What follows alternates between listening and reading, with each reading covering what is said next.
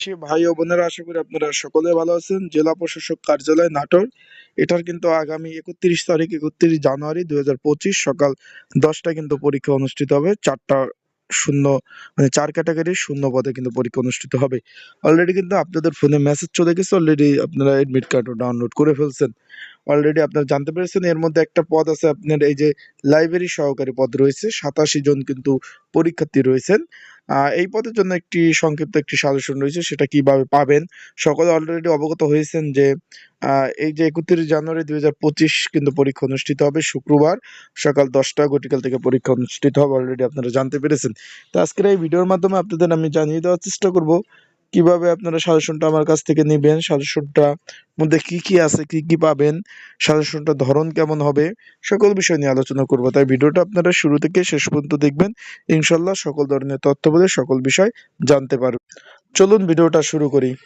আপনারা দেখতে পাচ্ছেন, তার আগে বলে দিই, আপনারা যারা আমার ইউটিউব চ্যানেলে নতুন তারা অবশ্যই আমার ইউটিউব চ্যানেলটা সাবস্ক্রাইব করে রাখেন। ফেসবুক পেজ থেকে ভিডিও দেখলে অবশ্যই ফলো করেন, লাইক কমেন্ট শেয়ার করে অন্যকে দেখার সুযোগ করে দিবেন। আপনারা দেখতে পাচ্ছেন যে লাইব্রেরি সহকারী পদ, এখানে 87টি শূন্য মানে 87টি মানে পরীক্ষার্থী রয়েছে। আপনার 87 জন কিন্তু পরীক্ষার্থী রয়েছেন। আপনারা পরীক্ষার রোল নাম্বার দেখতে পাচ্ছেন, এখানে এই যে 87 জনের রোল নাম্বার। পরীক্ষা কিন্তু হবে আপনাদের সেই নাটোরের সেই বিখ্যাত যে কলেজ, আপনি দিঘাপতিয়া MK কলেজ নাটোর, এখানে কিন্তু পরীক্ষা অনুষ্ঠিত হবে। অলরেডি আপনারা জানতে পেরেছেন। এই পদের জন্য একটি কমন উপযোগী একটি স্পেশাল সাজেশন রয়েছে। যদি আপনারা যারা পরীক্ষার্থী রয়েছেন, আপনাদের যদি এই সাজেশনটা প্রয়োজন হয়, অবশ্যই এই যে স্ক্রিনের উপর যে হোয়াটসঅ্যাপ নাম্বারটা রয়েছে, এই যে লাইব্রেরি সহকারী পদের সাজেশন যদি পেতে হয়, স্ক্রিনের উপরে যে হোয়াটসঅ্যাপ নাম্বার রয়েছে, এই নাম্বারে কিন্তু আমার সাথে আপনারা যোগাযোগ করতে পারেন। যোগাযোগ করে কমন উপযোগী এই স্পেশাল সাজেশনটা নিয়ে আপনারা কিন্তু পড়তে পারবেন। যাদের প্রয়োজন আছে তারা অবশ্যই যোগাযোগ করবেন আমার সাথে। আর যারা এডমিট কার্ড এখনো ডাউনলোড করতে পারেন নাই, তারা আমার এই হোয়াটসঅ্যাপ নাম্বারে যোগাযোগ করতে পারেন। কিভাবে এডমিট কার্ড ডাউনলোড করবেন সকল বিষয় আমি আপনাদের সেই বিষয়ে জানিয়ে দেওয়ার চেষ্টা করব। আর এখনো অনেকে জিজ্ঞেস করতেছেন যে ভাই পরীক্ষা কি MCQ হবে না লিখিত।